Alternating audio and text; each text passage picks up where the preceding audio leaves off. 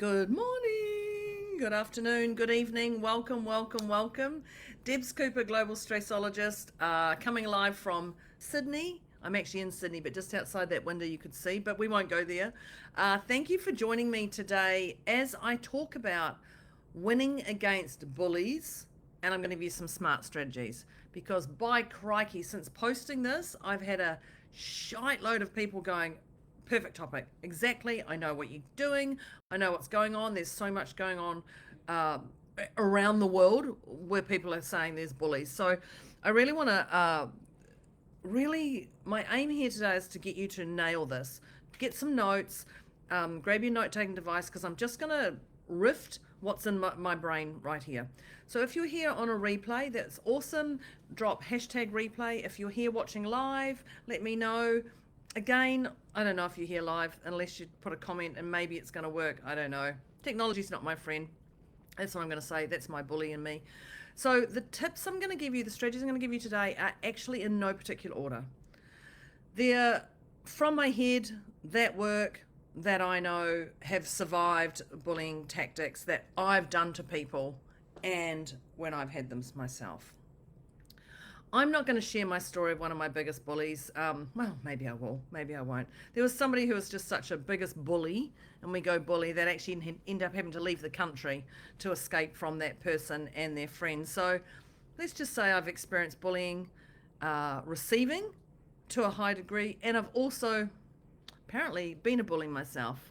And I say apparently, but when I look at the bigger picture, okay, I can totally see how my energy, my voice, my presence can be a bully for some people. But let's just nut into, because I'm sure if you're watching this, you definitely know what being a bully, receiving that bully tactic is actually all about. So let's just get straight into it. So grab that note-taking device. Don't even have one here. Here. Grab that note-taking device. One's a pencil, one's a pen. And let's crack on. So tip number one is actually to identify and neutralize their tactics. Now, how are you going to do that? Because we know that bullies thrive on power and control. They often use manipulative, passive-aggressive, or outright intimidation in their words and actions, whether they're tall, whether they're short, whether they're going straight with their mouth, whether their looks, whatever that is, they use those tactics. So once you can recognize those tactics, and it could also be gaslighting, humiliation, or exclusion. You're not welcome here. Any of those things. It's really the first step where they're going to take their power away is once you can see that. So the key for you is to stay objective. Now, when I say stay objective, instead of reacting emotionally, and I know this is even, you're human, we all have human emotions. Instead of reacting emotionally, I'd love you to respond with logic and composure. Logic and composure. So a calm reaction literally disrupts their control. And it's like a hot potato gets thrown at you. You don't even catch it. You just put your hand up and it just drops. And so it's not attaching to you. So that calm reaction is what we're going for. But once you can see their tactics, it actually allows you to go, oh, I can see the bigger picture here. So the secret to setting firm boundaries without guilt, because this is what it is, it's actually about boundaries that you're going to put in place without guilt. And without guilt is really important for us to dig deep into. So boundaries are not about pushing people away. They're more about protecting our energy, protecting on what's around us. So it's about you having a voice and clearly stating what is and isn't acceptable behavior in your world. Now, what I do in my world could be different to what you do in your world, could be different to my daughter, my mum, my dad, my family, my partner, anyone like that, or my colleagues. Their behavior could be different to mine. So just know what isn't acceptable for you. Remember that. And you're going to use firm yet neutral language like, I won't engage in this conversation if it continues in this manner. I won't engage in this conversation if it continues in this manner. And you can say that to anybody and walk away. You don't have to be standing there listening to anything they say or do. No matter if they're the boss or anything like that, you are now protecting your own energy. You don't need to explain, you don't need to justify. You're just going, my boundaries are valid. We all have boundaries, that's it. So guilt only comes when you believe they've misread the treatment that you're giving them, and it's your responsibility. So this is actually you. You can put your hand up at any time and say stop, no. So I love that. I won't engage in this conversation if it continues in this manner. How simple is that? We overthink so many things. The next technique I'm going to give you is to stop the overthinking and regain that emotional control. Because we know when you're like this, you're not going to hear anything, you're not going to see anything, and you're going to take a bit of a knock to actually regulate yourself again. So sometimes bullies often plant a seed of doubt, and they make you replay the interactions in your head. So when they're saying things, so the key to stop the cycle is challenge their thoughts. Is this true, or is this their projection? You didn't do this to this degree. Is this true to you and whoever's overseeing you if you're working, or is this their projection? Because when you take on their projection, again, that hot potato or that punching of the wall, and it just falls down. So one of the things I talk about is your hand on your heart. Just so breathe and put your hand on your heart, visualize what you'd like to come in. Even when someone's talking to you and it's frustrating, I'm looking over there thinking someone's talking to me, and I can just put my hand on my heart. Just in my hand on my heart, and it just reminds me this is where I want to live, this is where I want to make the decisions from. And this just allows everything, as my cousin says, to calm your farm. This is all about calming your farm. So you can even journal, anything to shift the focus, and you're taking it from reaction to resolution. I like that, reaction to resolution. So remember their words do not define you. However, of course there's a however, your response does. Their words don't define you, but your response does. That's what people are going to remember, your response, your reaction, what comes out your mouth, how you say, how you do things from this. And don't worry, I'm still learning this. I'm still learning this at my age. I'm still learning a little bit of this. I'll give you a story about one of my things that I just experienced overseas. Now that's a goodie. The next tip I'm going to give you, the next technique, is you're going to build unshakable confidence, no matter what others say. So confidence is an inside job, and it starts with recognizing your own strengths and reinforcing them daily. So this is your own strengths and reinforcing them daily. And what you do is you're going to create a mental highlight reel. You know what reels are? Those little videos that next thing you know you start watching on social media and you're 2 hours in. Or is that me? Anyone else have that problem? I don't know if it's actually a problem. I quite enjoy it. So what you're going to do is you're going to create a highlight reel in your mind of times you stood up for yourself, or you've achieved something despite the challenges. Once you've got that and somebody says something to you, just like, oh, I know what I'm doing. I've got this. I can survive this. And your words and energy change. Your shoulders are back, and you're no longer sitting in that, that victim mode, poor me, woe is me mode. Another part with this here is actually to build this unshakable confidence is speak to yourself with the same respect. I think of this with my podcast buddy Moira. Speak to yourself with the same respect you'd offer a close friend. We often say hideous stuff, and I'm labeling it hideous stuff to ourselves, that we would never say to a friend, a parent, the queen, the king, somebody you admire. Like, you just wouldn't say that stuff. So don't say it to yourself. Now, this is also what's in your mind. So if you're thinking it, the universe is still going to hear it. Or whoever you want to say, the higher power, it's still a thought. So when you're thinking it, it's the same effect as what comes out your mouth. Now listen to that again. Thinking it has the same effect of it coming out your mouth. Because I know my mind goes on wandering. So speak to yourself with that same beautiful respect that you would give to a close friend. The more you affirm your worth, the more you create that mental reel, the less external negativity will shake you. The more you know who you are, where you're going, what you're doing, and you're certain, that outside sources doesn't even hit you. It is literally like this. So the next technique I'm going to give you is how to communicate assertively and shut down intimidation without swearing. Yes, Mum, I'm going to do this without swearing. So bullies often expect people to shrink in response. So when you can flip the script by using assertive and direct communication, when you're flipping that script, maintain eye contact, keep your voice steady, and use statements like "that's not acceptable" or "I will not be spoken to in that way." You don't have to match their energy. You don't have to shout, scream, swear, any of that. It's just very simple. "That's not acceptable. I will not be spoken in that way." And that's it. You can raise your voice, definitely. "I will not be spoken in that way. That's not acceptable." That's it. But the key to be clear, and concise and calm. And then who's in control? Me. If I'm clear, concise, and calm with my statements, I'm in control. Now, there's one little thing that I have reminded myself about this, and this is about your head and heart.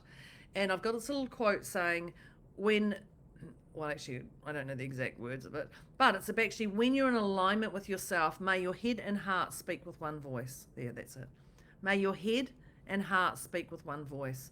When your head is in alignment, with your heart, that's when it is. So if you can have your head and heart in alignment, that's not acceptable. I won't be spoken to that way. Is that just not a beautiful, gentle way of connecting this? So saying my internet's not doing too well. Great. Thanks, Sydney Hotel. So what I want to talk about is self-care. Now, self-care and a support system are key to rising above the bullying, because when you're above, you're out of it.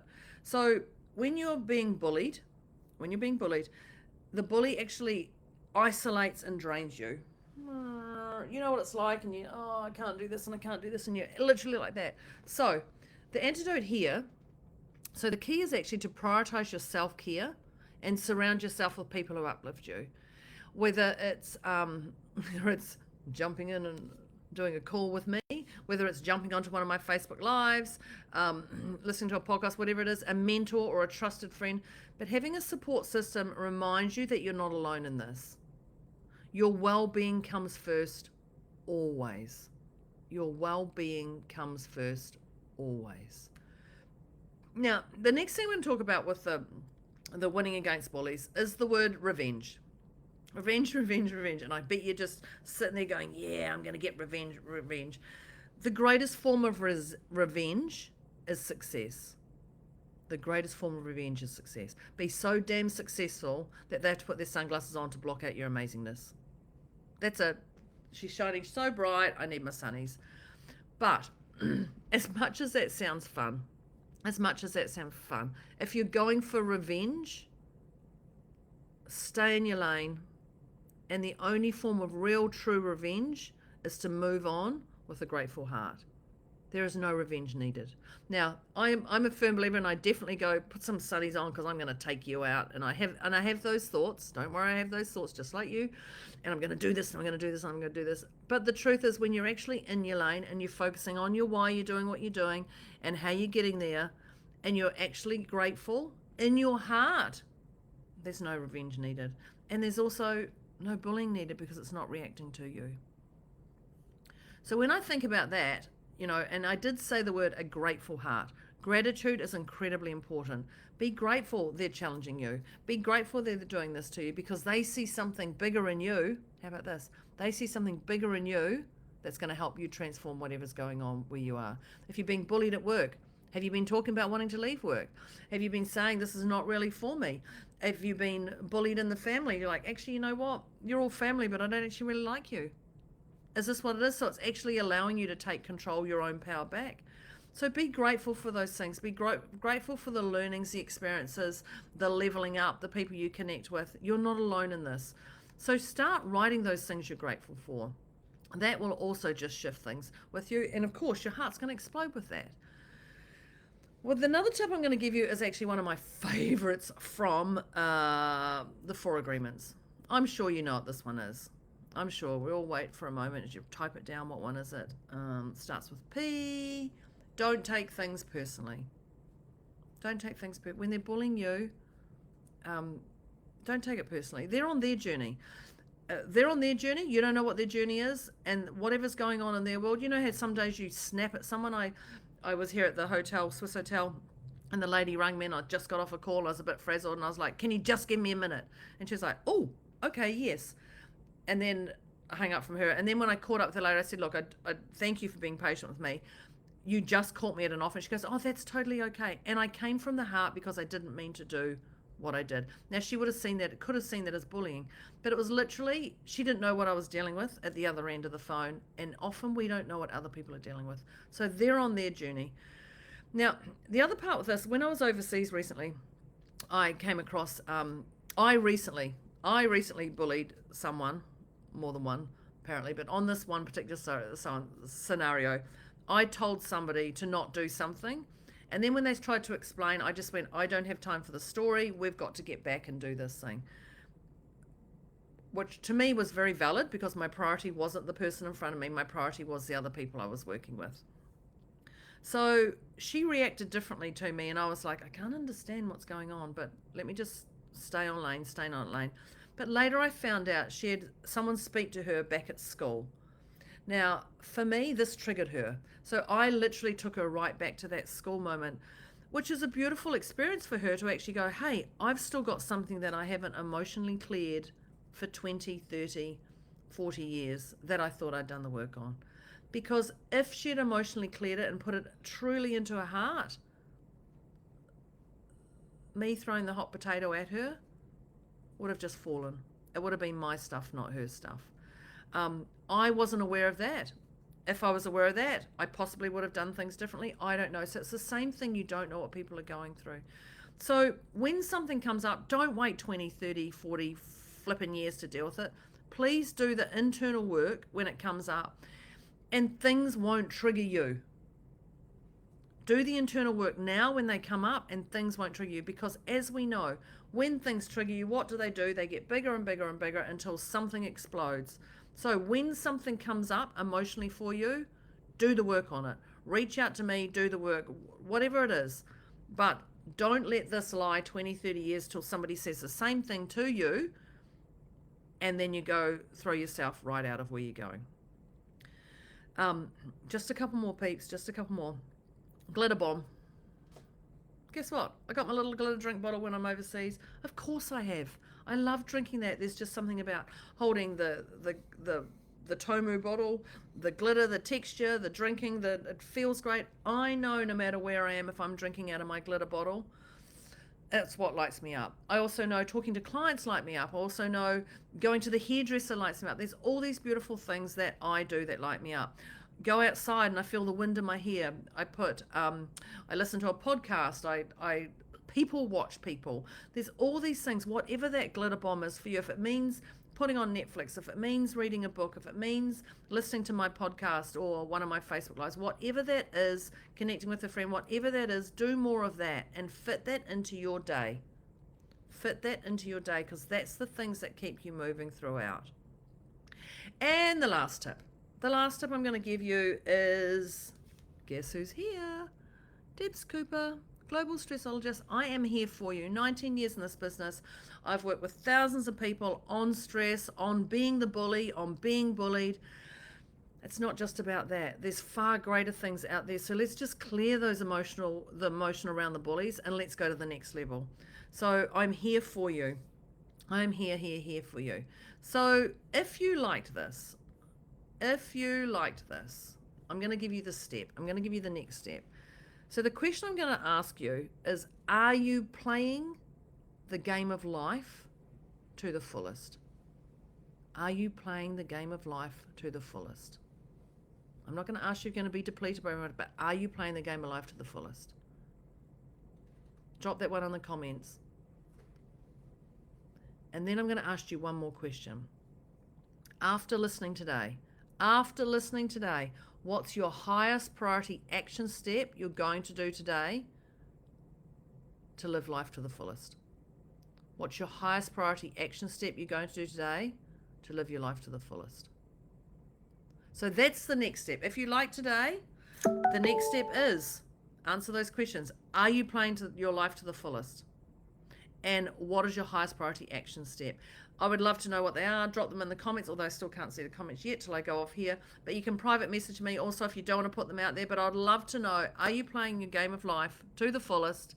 and what's your highest priority action steps you're going to do today. So that is me, Debs Cooper, global stressologist, talking about winning against bullies and giving you some smart strategies. Thank you for joining me. I am here presenting a workshop, Awaken Your Excellence, tomorrow, all about removing that stress and allowing you to keep functioning and leveling up at a massive capacity. So if you want to know about that, I'll drop that link in the chat. Other than that, I will see you on the next Facebook Live. But for those who are here on the call who are going to be with me in Sydney, I'll see you tomorrow. Thanks very much, team. Over and out. Debs Cooper, global stressologist. Bye.